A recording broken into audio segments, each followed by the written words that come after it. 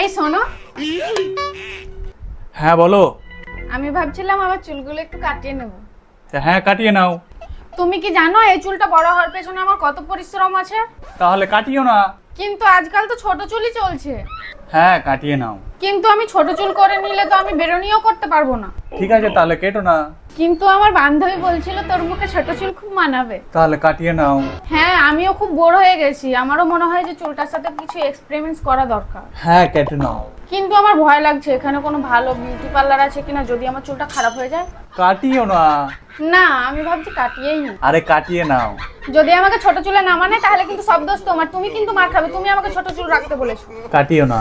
ছোট চুল সামলানো সত্যি একটু সহজ, আর বড় চুল সামলানো একটু কঠিন। আরে কেটে নাও।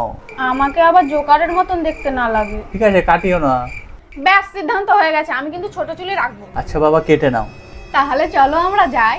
কেটো না। আরে তুমি ঠিক আছে, তোমার কি হলো? কেটে নাও। কাটিয়ে নাও। তোমার কি হয়েছে? এই দাঁড়া দাঁড়া দাঁড়া, তোমার তো ডাক্তার দরকার, আমি ডাক্তার ডেকে নিয়ে আসছি। কেটো না। কাটিয়ে নাও।